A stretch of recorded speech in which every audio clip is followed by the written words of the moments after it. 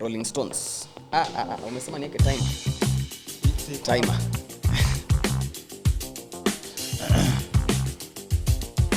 Aya. Are you ready? Yeah. How are you feeling about yourself today? Bwana kutoka imekuwa tu roller coaster, let's say it's been a roller coaster, yeah. Okay, so first things first, you guys, najua the first thing you guys notice ni we at a different venue. Yeah. And Gold are not our sponsors. I know I wish Gold were our sponsors, but Gold are not our sponsors. This is Gold courtesy of Centurycinemax. This is the VIP lounge. Indio, the VIP lounge of Centurycinemax. This is the Garden City branch. Thika Road. Na tuko hapa, talking F1, the pitbull discussions. I'm your boy Ace, the trouble man himself. Twice as nice, smooth as ice. Never had a bad day in my life. And today we're having a duet. You're having a duet. Niambie, introduce bana for the listeners. So I'm Mushiri, the startman. Mm-hmm. And for the first time I'm doing this outside the normal place. Is it though? Because the K1 Klubhouse thingy, we always do it outside. No, podcast. This is the first podcast time. Have we ever done a podcast outside? Yeah. I think this is an interesting one. This is the first one. This is a different one. Yeah. And rightfully so. That's why I'm on the Gold happening there. I hope you guys like it and enjoy the aesthetics. Now, which we took time to set up. We've taken a lot of time, by the way. We've taken a lot of time. Now, straight into it. We are coming off from a weekend yenye imekuwa eventful in the space of motorsports. Now, eventful in a sense, we had MotoGP happening. We had WEC happening. That's 6 hours of Fuji, yeah. And we had an interesting one. Something that wasn't a norm. We had Max Verstappen participating in his first ever GT3 race. His team. In his team, actually. Yeah. He has a team. For those unfamiliar, Max Verstappen has a team. NitoMaxVerstappen.com. NitoVerstappen.com, or something like that. I'm not sure, but I know it's his team. He has always had the dream and desire to have a team where he can include sim racers. And in case you're wondering, you already know he won the race. Something close to 24 seconds gap ama kitu kaa hiyo. Yeah. And obliterated the field. Now, got me to wondering. But he didn't qualify pole. Yeah, he didn't qualify pole. Why did he qualify? He qualified that, and so for those who watched, they're saying that there was a lot of traffic during his quali lap. Mm-hmm. But he took care of that. By the first corner, he was leading the race. Yeah. And they never relinquished the lead from there. Yeah, and kulikuwa na lot of talk about GT3 are not used to seeing gaps za 20 seconds, 30 seconds na vitu kaa hizo. Na here at F1 tumezizoea sana. Max Verstappen has been doing his thing. Yeah. Like hiyo ndio imekuwa his norm. That's a normal Max Verstappen day. Like in other news, the sky is blue and everything related to that. But something stood out for me. Now we have to talk about it. Now, yes, his first appearance in GT3. Kudos to him. Yes, dominating the field. But in as much as you're dominating the field, who are you competing against? And this is not me throwing shit. But who are you competing against? Like, so the question is, like, how good is a Formula 1 driver really? Not even how good is the Formula 1 driver. Who are his competitors? So, hey, listen, I might look like Messi. I might look like Michael Schumacher if I'm racing against kids. Yeah. You get me? Yeah. Now, who was he racing against? And this is no disrespect to the drivers he was going against, but we know for a fact Max Verstappen is a generational talent, if not the generational talent. Because have we seen a talent like Max Verstappen in... So, question is, if other drivers, F1 drivers were in the same position, would they have like pulled off a similar performance? Would they had such a gap? That's the $1 million question. Yeah. That's the $1 million question. If other drivers participated in the race Max Verstappen participated in, will they have impressed the way Max Verstappen impressed? Those are one of those questions that you'll never know. Like Kanye says, you'll never know. Yeah. Or maybe if his teammate, I forgot his name, maybe he does some magic and ends up in Formula 1, originating from sim racing, now then we can start comparing.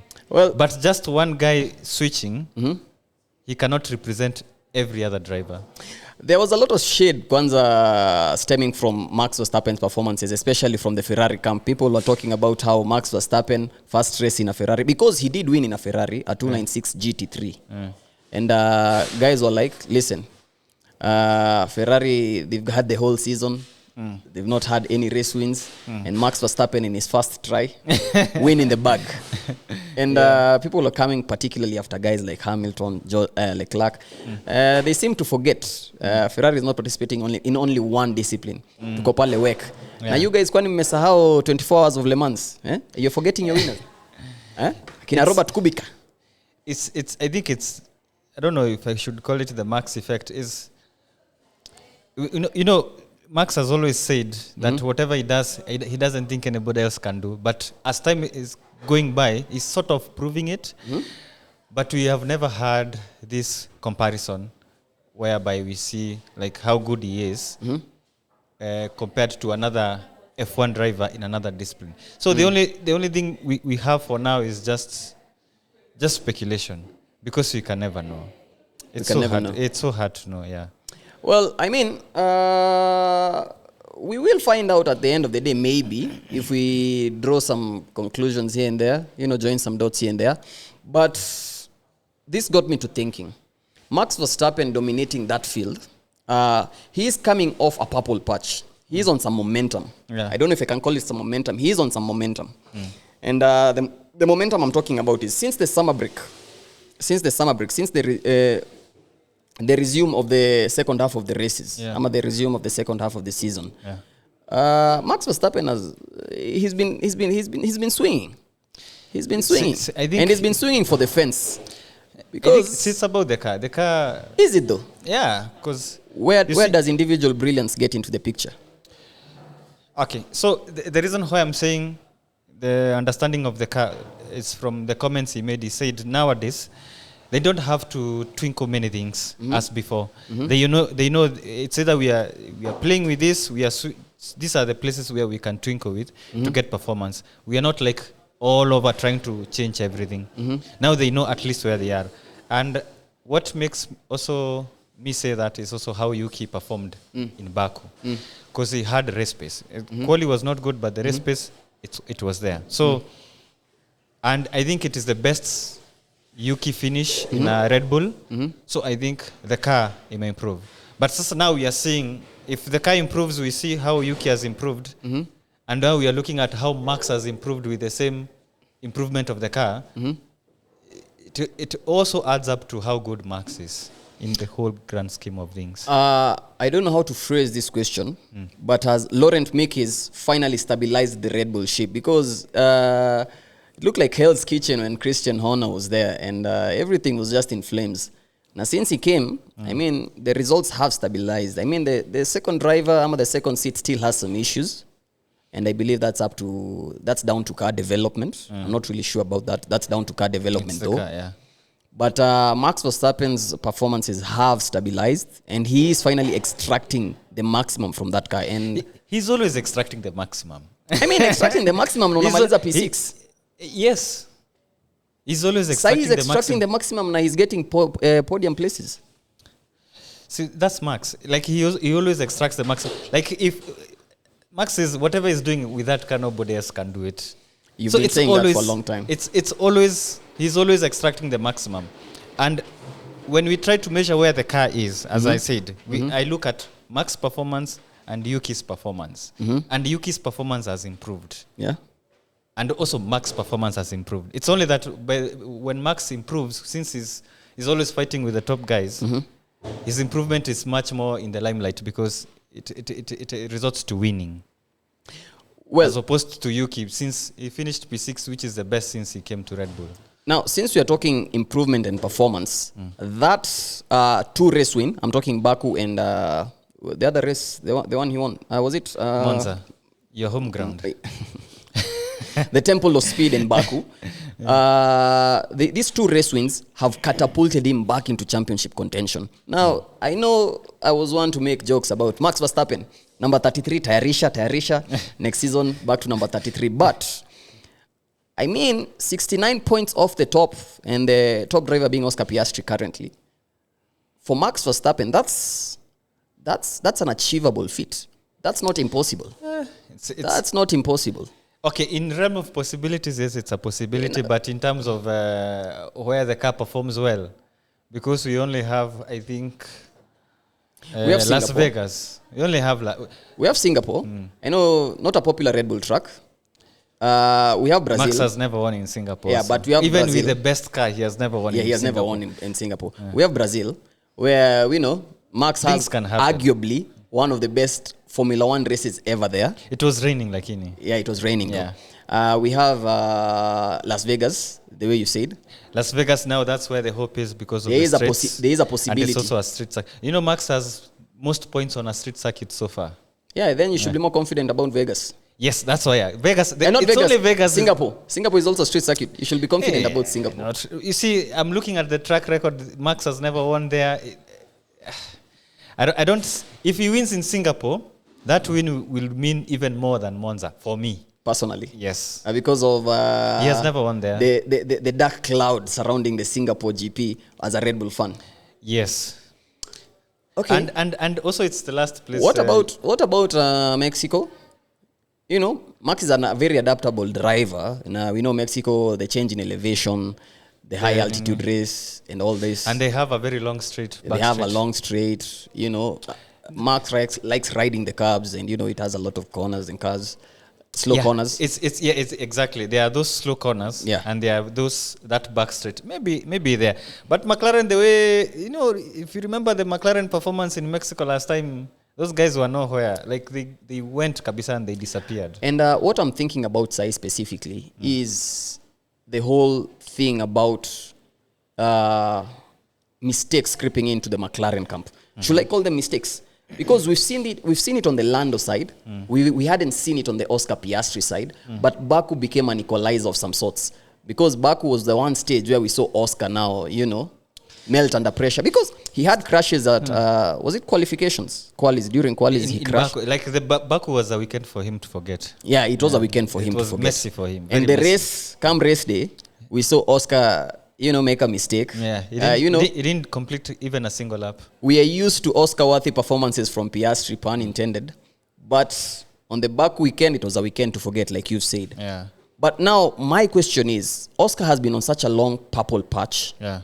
A purple patch, I mean, a long run of good form. Yeah. And his streak is finally broken. Do you think this is the first domino to fall in the Oscar Piastri messing up effect? I don't think so. Like, if you look at statistically, whatever happened is like let's say an anomaly. Mm-hmm. It normally doesn't happen like that. Mm-hmm. So that is an anomaly. Mm-hmm. And his manager being Mark Webber, like I find drivers who are sort of mentored or coached or are close with former drivers, they tend to perform well. Like if you see Max, he has his dad who has been races. Other than being prepared to just race, there's a mental side of it. There's a competitive edge or manner that you should have. And I think Oscar has that. So I think that's where the advantage is.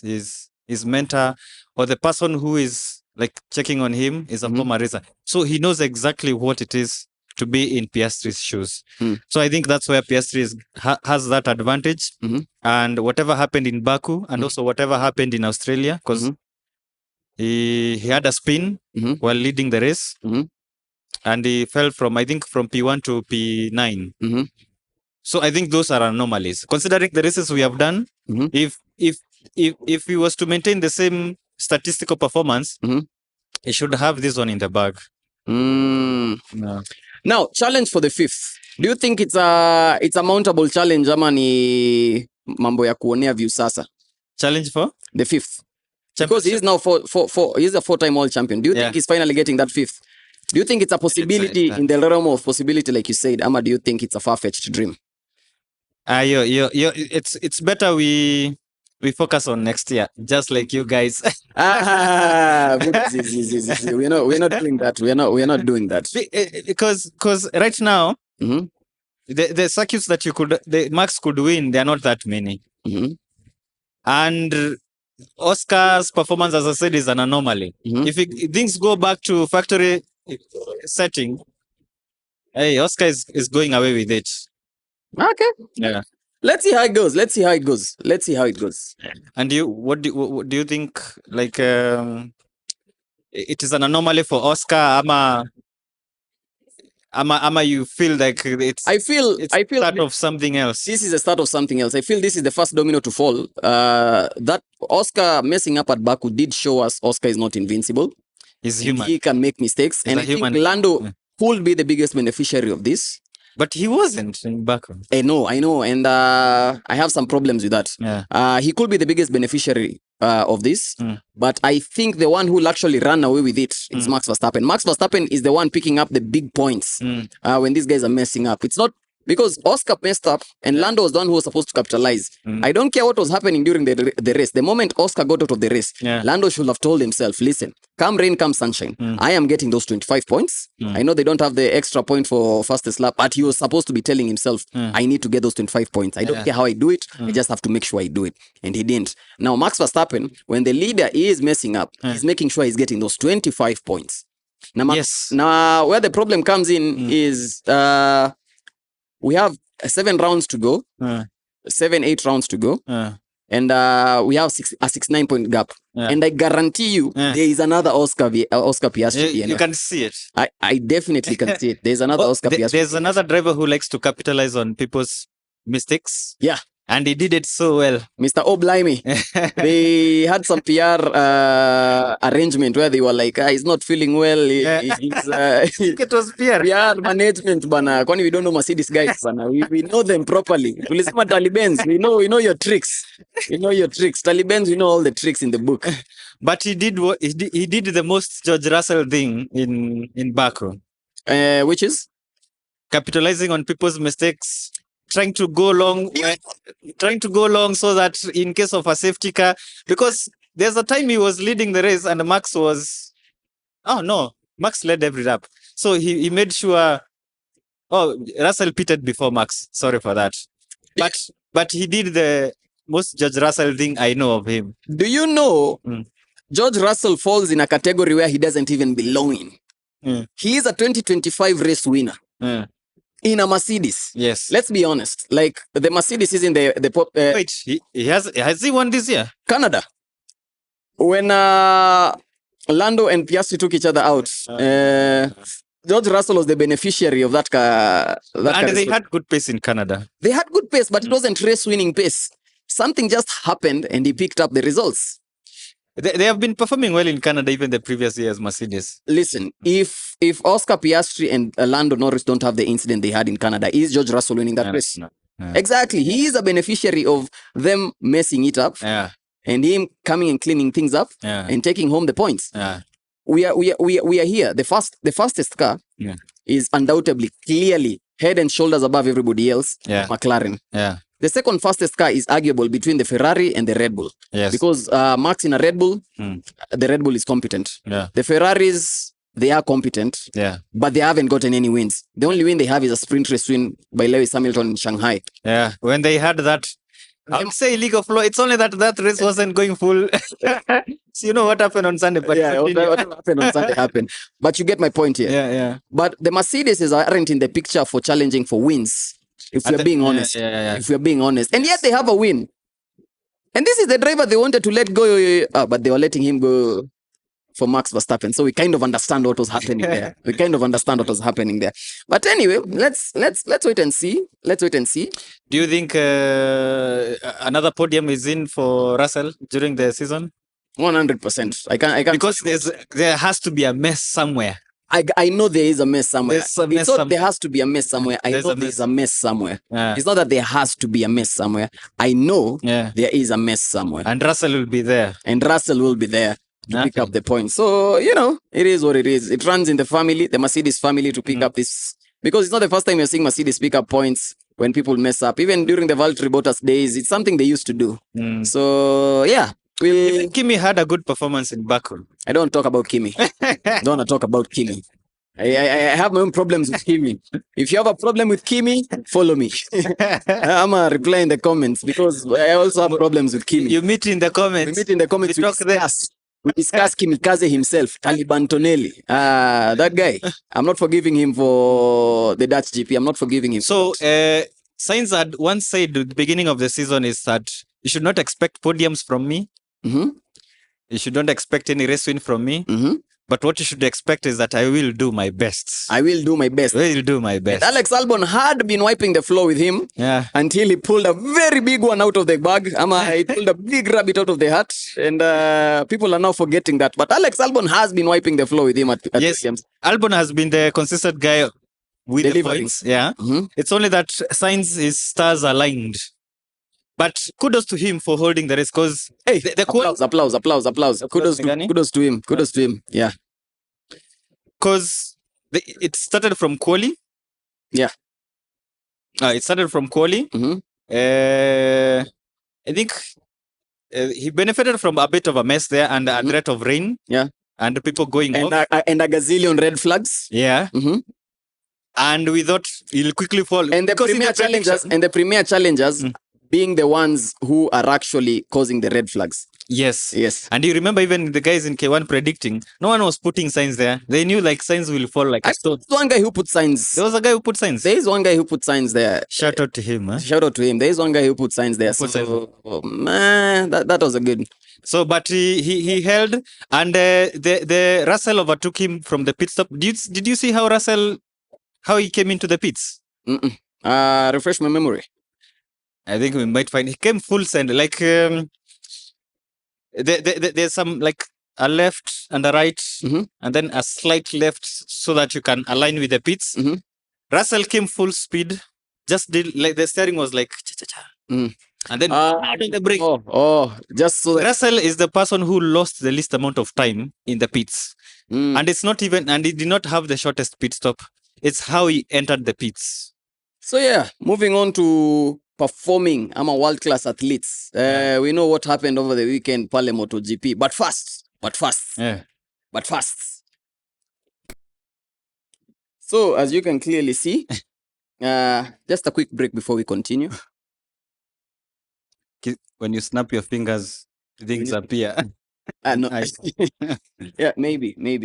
But if you come and watch movies here at Centurycinemax, cinemas, kuna 3 branches. Ni 3 ama ni 4? Kuna the Garden City branch, kuna the Sarit Center branch, na kuna the Two Rivers branch. Now sisi tuko kwa the Garden City branch, na they always have goodies, kuna some snacks here going on. Na najua kuna offers when you come on weekends and some weekdays. Just keep tabs on them. Always go to centurycinemax.co.ke to check up on the latest offers that they have for you. So this is a wameita nini? What have they called it? Slash. This is a slash. I don't even know where the word slash came. Slash is your soul. With excitement, that is. With excitement. Now some popcorn here. You're coming up with slogans. I'm sure maybe they don't exist. Ama itabidi was adopt. They'll have to adopt them. So. Anyway, yeah, like I was saying, let's continue talking about these top level athletes who are performing. Now, there's a really, really interesting story happening in the world of motorsports. For those unfamiliar, this weekend, for the MotoGP fans, I will cover you. We got you guys covered. We had a really, really momentous occasion happening this weekend. Do you want to take it away? They were in, where were they? In Japan? They were in Japan. So where Marc Marquez won his 7th MotoGP title. And who is not surprised? 9th in total, or like 9 total titles in MotoGP. So 7 premier titles. Premier titles. That's the highest of the class. This is MotoGP. Yeah. Hii ni ka F1, F2 for the F1 fans. This is like F1. So 7 F1 titles. Yeah. Discarding the F2s and the F3s and hizo zingine zote. Sindio? If you count the others, is 9. If you count the others, is 9. Is that the highest tally? He has equaled Rossi in the total tally. Total tally? Yeah, 9. But I don't know I don't know how many Rossi had for the premier class. Sure. I think it's 7 because I've seen them in a graphic from motorsport.com. They're in a graphic, the only drivers to have 7 premier titles in their respective classes. So Valentino Rossi is also in that elite group. He's in that. So who is there in other motorsports that we know? There's Hamilton and Schumacher. There's Hamilton, Schumacher. There's some guys from NASCAR. There's some guys from... there are a lot of guys. There are some guys. So, you know. But what makes it very special is the comeback. The comeback story. Now, the comebacks. That's what we wanted to talk about. Yeah. That's what we wanted to talk about. So in 2019, Jerez. I think it was 2020. 2019. I think it was 2020. 2019. Started in 2020 Spanish GP. Oh, Harris is 2020. Yeah. Yeah, Harris. Mm. So in 2020, Marc Marquez had a really bad accident, a horror accident, a freak of an accident. He was racing for Repsol Honda at the time, yeah, and that's the team I actually support. And You broke he broke his he broke his arm, his upper arm. on the upper side. Just show them. Tuambie, onyeshe where he broke. We'll put it in the graphics. We'll put it in the graphics. And many believed his career was over. If we're being honest, us too, we believed his career was over. At the time, I wasn't really watching MotoGP like that, but I knew what Marc Marquez was. And by what, I'm not misprofiling him. I'm saying what because I knew he was that guy. He was the guy at the time because I think he was the defending champion, if I'm not wrong. Or he had I know this title is there's a gap of 6 years before this title and the last title he had. Yeah, so could be 2019. He was either the defending champion or the champion before the current the defending champion. Oh. And he motorsport aside. So more on, let's say, on the injury. Mm-hmm. After that, the Jerez one was the main one. Yeah. There were also. Is it Jerez or Jerez? I'm in Africa, man. In Africa. It's a J. It's a J. What is your name? Jerez. What is your name? Jerez. But this is a J. How do you spell this? J. So what is your name? Jerez. No, it's Jerez. So this is the African thing you're talking about. Yeah. Uh-huh. So they had to schedule like 4 surgeries where they included some nerve repair. They needed to repair some nerves. And also there was some infections which they needed to sort. Yeah. And also, even, he tried to come back after the first surgery. Yeah. But the pain was too much. Yeah. And also the mobility of the arm wasn't as such. So he had to wait out. But for me, like what I find tough, for example, if it was me, and this is something I've heard even from other athletes in other disciplines, is when they get an injury, they usually say the difficult part is not even maybe the physical part, is the mental part. Whereby like thinking it's over. Yeah, like losing faith in yourself, losing faith in your ability. And it's easy because day in, day out, maybe you're in the hospital. You're supposed to stay in the hospital for a while. And when you ask the doctor, maybe the doctor, the next time maybe you're supposed to get on the bike, you're told maybe like an ear. Ama, you're lucky. They give you the damning. You're lucky to even have an arm. You're lucky even to have an arm. You're lucky you have an arm. Yeah. We saw something similar to that in the F1 movie, where big crash, and the doctors were like, "Hey, my friend, you're not even supposed to be on track anymore." Yeah. We saw something like that in the Formula 1 movie, and this being an actual story, hands down, listen, and this is not recency bias, hands down, the most inspiring comeback story in any sporting discipline. Now, does it like, what do you mean in any sporting discipline? Guys will talk about Tiger Woods coming back.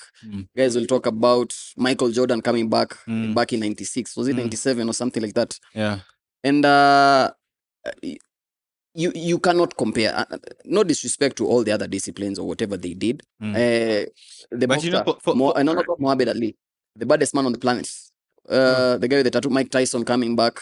Guys will, after going his prison stint, guys will always talk. Hey, but Mike Tyson, after his prison stint, he came back as a buyer. Yeah. But guys always love this comeback story, but it doesn't get grander than the Marc Marquez one. Because in all honesty, seeing what he went through, having to, when he came back, remember when he came back, I don't think he was offered a contract, so he had to go to a lesser performing team. No, he left actually Honda. Yeah, he left.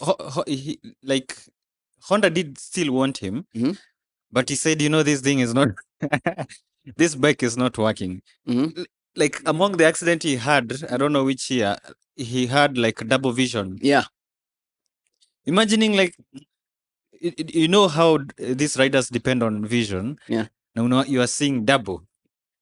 And vision is like the primary sense that you need to have. Yeah. And coming back now, you say now I'm not continuing my relationship with Honda. That meant he had to lose his sponsorship with RedBull because inside the Ducati they have Monster. Yeah, you cannot be a Monster and a RedBull guy. Yeah, so he had to lose that. and go to a, what are they called? The non-factory team. Go there, Customer team. Yeah, customer team, so that he can prove himself, which he did. So he only had a stint there, a year stint. Yeah. Uh, Last season. Yeah, this is last season. Last season. And he proved himself, and Ducati were like, hey, you know what? He's in the market and we want him. And he wants us.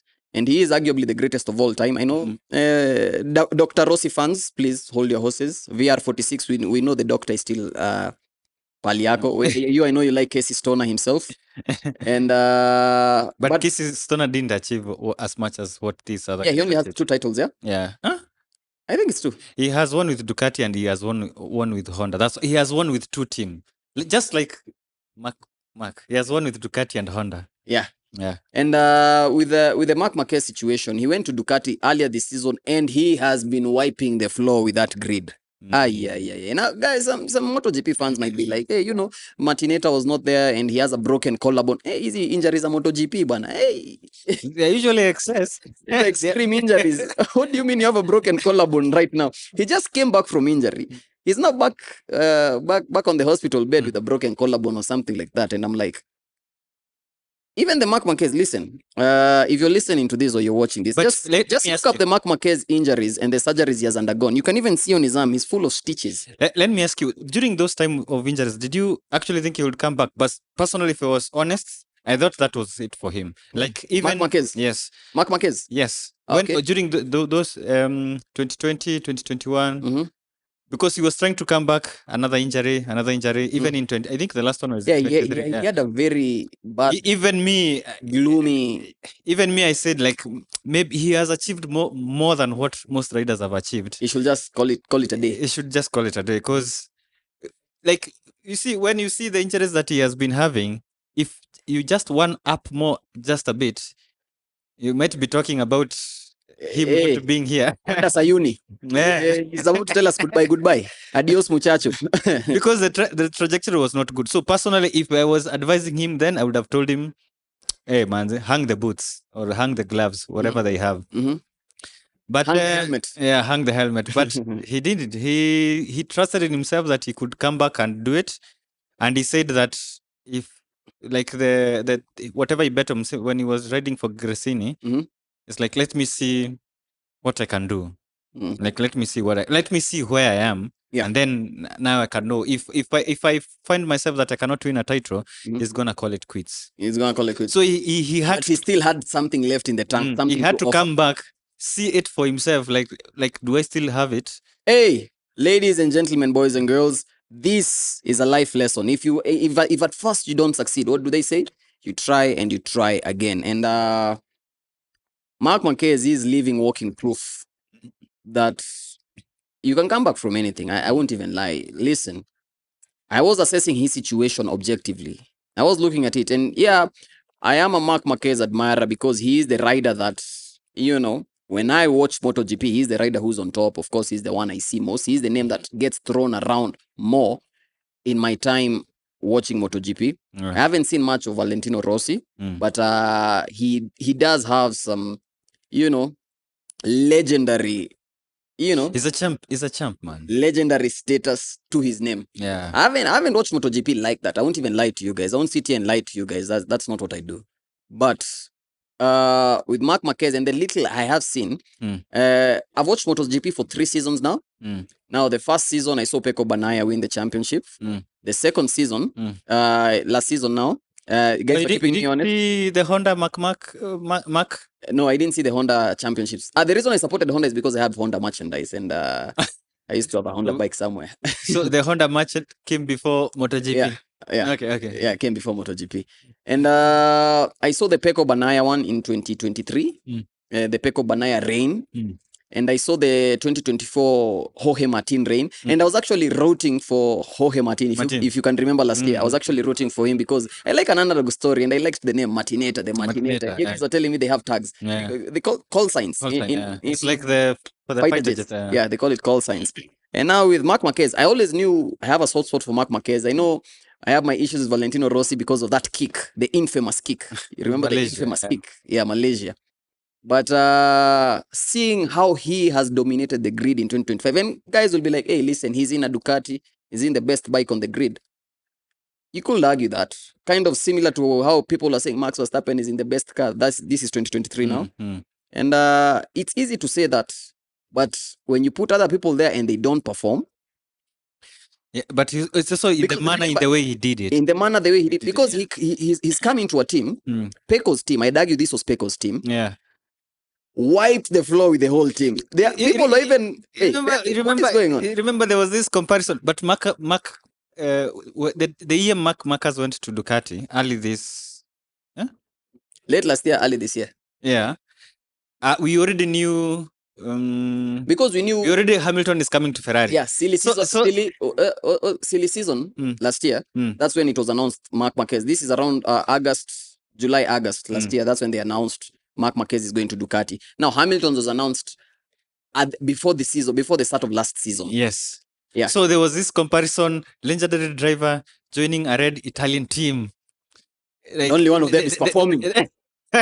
There was comparison, and then we saw the only difference is that Marquez was starting racing in the Italian team before Hamilton. Yeah, and when Marquez came, he was performing. So people were like, "Hey, could Hamilton follow?" Yeah.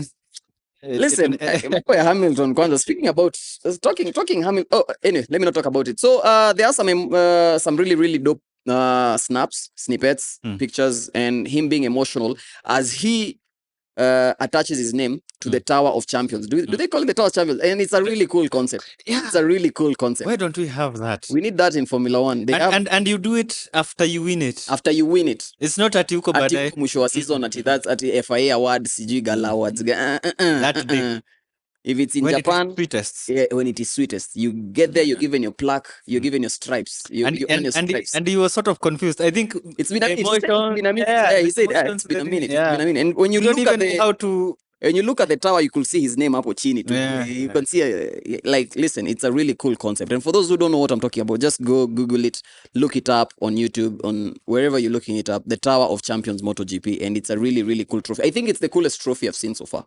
Yeah. The thing that I'll commend Marcus most for is putting himself in a situation whereby, even to prove to himself that whether he can do it or not. Like, people don't always get an opportunity, but fighting for that opportunity just to be there, to be able to compete, legendary. That in itself, legendary. It's an underdog story for the ages. Guys will be talking about this long after we are gone. This is one of those, now he has a chance to beat. Etched in history. He has a chance now to beat Rossi next year. Listen, even if he retires right now, I believe we can't. With Rossi's record there, the line, he has a point. I just need one more season. It's like, and he's in a good bike. Yeah, and no homologation is happening. Yeah, there's some 2026. I think the horseshoe. I mean, nothing serious though. Not like F1. Yeah, not like F1. But Marcus is that guy who is going to figure it out, because even for the Ducati, what among the things that I hear people were saying, what makes it easy for him, by the Marcus, he's not like a big guy. He's like me. He's like my side. Yeah, we talked about how MotoGP riders aren't really big. Yeah, they're not. Yeah, they're not big. So he doesn't have to wrestle much with the bike. So he even was going to the extreme end of the braking, the way he brakes and everything. Everything was to the extreme because it was not a hard bike to maneuver around, even if with his arm and him being small. So next year, Rossi's record will be broken for sure. Do you expect Valentino Rossi to come back? Because Valentino Rossi decided to take his greatness elsewhere. Yeah. He decided to be like Max Verstappen and take his greatnesses to GT3 category. Yes. But we'll have to wait and see. His injuries though, the scars. Hey, every sky is a tale. Every sky is a story. And kudos to him. Hey, give him his applause, man. He deserves it.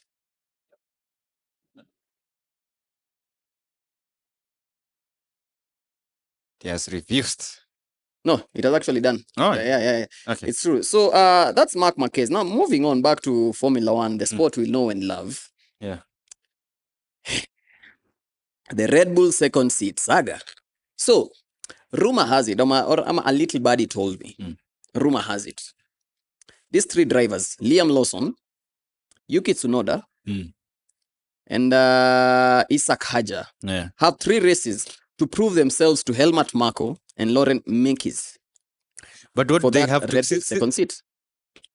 Do they have to prove? For me, I think there are 3 vacant seats and there are 3 drivers. They are still going to end up in Formula One. The threat was coming from this F2 guy who was hailed as he might come and like remove or replace one of either the Racing Bulls or the Red Bull. But he hasn't been performing well in F2, so people the noises have come down. But for his performances are drowning out the noise. Yeah. He's drowning. He's drowning in his own. He is his own sabotage. He is his own problem discourse and whatever. Yeah. But for Yuki, I think, like even in Monza, there was some pace. Although the results in Monza could not show it, but for Baku, I'm not really worried. I know Yuki will be there even next year. Like, sure. Yeah, Yuki will be there. You think they'll give him another extra year? Yeah, because Hajar, because his performances have been abysmal this year, and you want to blame the car. You see, yeah, when you have tried many things, like trying to change the drivers, they have changed the drivers so many times, and that hasn't led them anywhere. Now, this is the time us Red Bull fans are seeing and valuing Checo, and all those bashing we had of Checo. Now, I'm retracting some of them. There's some I won't retract, especially qualifying. I'm retracting some of them. Some or most? Some. Okay. And so you're still majorly at fault? Huh? You're still majorly at fault? The qualifying? Yeah. Yeah. There was a lot of qualifying mess. Okay. Not the race. The race, at least he was...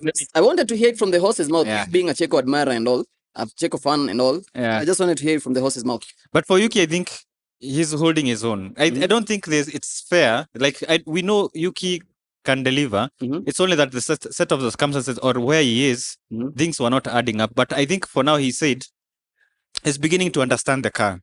But he still feels there's more to it. But at least he knows where to go. Because before, it's like you're in the middle of the jungle. You don't know whether to go left, to go right. You just try to go, but you're not getting the results. But at least when you see there's a light on this side and you're following that side and then you're getting some good, at least, results or better than you have had, now at least you start gaining confidence. Because confidence is really important as for the driver. If a driver loses confidence, he's not going to attack. He's not gonna let break. He's not gonna do like anything. Yeah. He's gonna be just there. But once he's getting his confidence back, do you think that's where a certain guy is? Do you think that's where a certain guy is, guys? Yeah, it is. It mentally. Like imagine, like for example, let's say you're told you jump over that fence, and every time you're jumping, you're tripping and falling, and you say now I'm gonna jump even higher. But every time you try, I'll stop. And somebody will come and can you jump over that fence? Will you say yes or no? I'll stop beating around the bush. We're talking about Lewis Hamilton. Is confidence the key factor to his performances? His abysmal performances. Now we know currently at this day, currently right now, he is with his dog, Roscoe. And what's happening to that dog? It's a bulldog. It's a bulldog.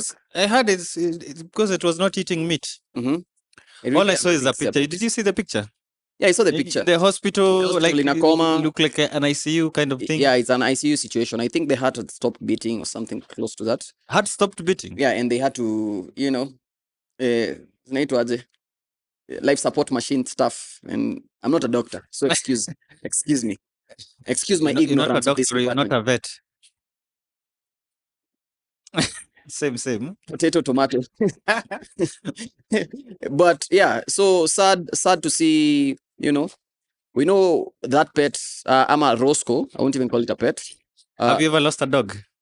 Yeah, I actually have. Yeah, you have lost a dog. I've lost a dog. So you know what Hamilton is feeling? To some degree, yes. But I believe Hamilton had a more concrete attachment. Than you? Yeah, I've had dogs and I've lost a dog. Yeah, and you weren't emotionally invested there. You weren't as emotionally invested. How do you know? No, How do the you know? Canis africanus, How- because that's the dog that's the dog you're talking about. The Canis africanus. A dog is a- Huku Kenya tunaita Mutina. Mutina, please. You don't have emotional investment towards that dog. But this is a Well, dog. but I did not pay attention to the fans. How are the Lewis Hamilton fans? Hey, Are they sympathetic or of course they are sympathetic sympathetic with Hamilton or with the dog? with the situation, With the with the situation. with the whole nine. Mm. Let me say the whole nine. They are sympathetic with the whole nine, and Like they writing want messages to they are writing messages to support. Roscoe has a social media account bigger than the Pitbulls. Oh, he has a social media account. Yeah, Roscoe. I know Roscoe is like maybe the only dog that has ever been in a Formula One car. That's the only, like I know. I mean, the Leo. biggest that- huh? Leo, Leclerc's dog. Yeah, has also been. Of course, has to be. Okay.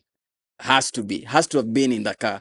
Yeah, I've never seen the pic, but I've seen for Nini in a car in a Yeah. Formula One car. Yeah. Yeah, but prayers up to Roscoe. I know I never thought I'd see myself praying, that a dog gets better, but prayers up to Roscoe. But I kind of understand the emotional aspect of things. Mm. It being an emotional support dog. Mm. And when everything is low, you at least have somebody there for you, because people come and go.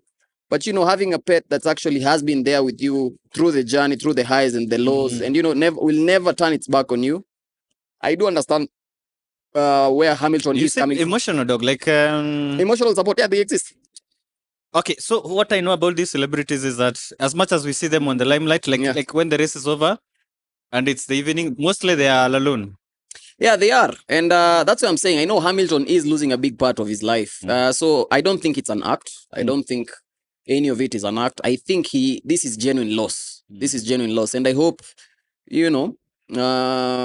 can be able to mitigate that and, move past it. And be the better, be the man that we know he can be. I need those wins, man. Come on. And if that dog recovers, man, give that dog meat. It's big. Listen, it's a dog. It has canines. Do you know what are canines for? Listen, wewe si motini nakula githeri. Because hakuna nyama.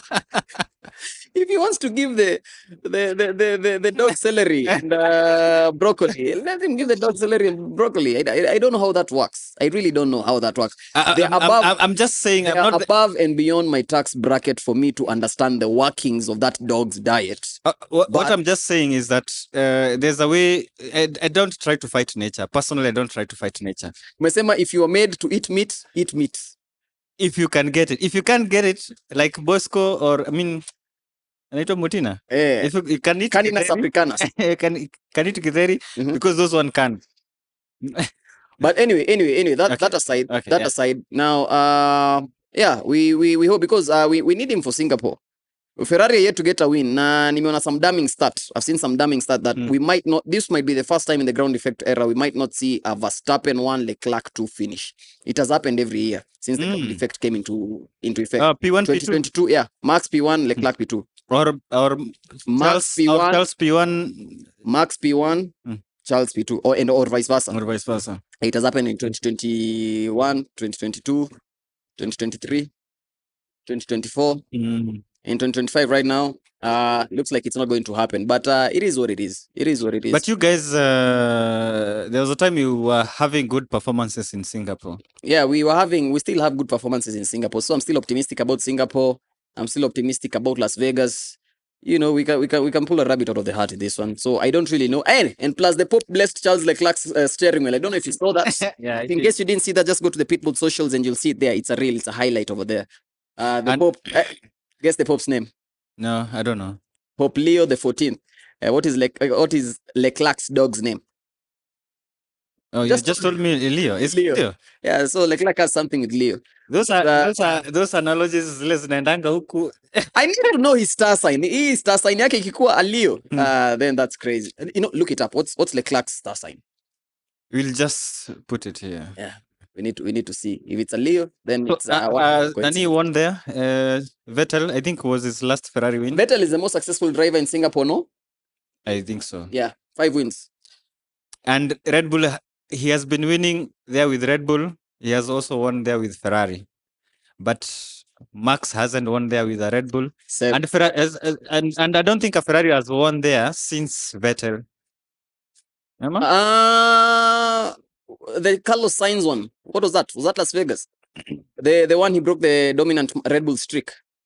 It was Carlos Sainz and It was the way he Carlos was Sainz. playing games with Lando. I mean, with Lando, yeah. That was Singapore, yeah? That was Singapore. That was Singapore. Hey, come on. Okay. Don't slander us. Okay. So you have hope for Singapore? I have hope for Singapore. What do you mean I have hope for Singapore? I do have hope for Singapore. You should have hope. And I expect Lord Percival to deliver, especially after the blessings his steering wheel has received from the Holy Father.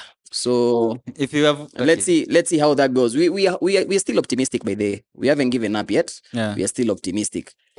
Okay, so with that we come to the conclusion of our episode. Now, a really interesting episode in that because we were shooting at a different location today. As you can clearly see, gold. This is the gold standard of cinema. We are talking about Centurycinemax.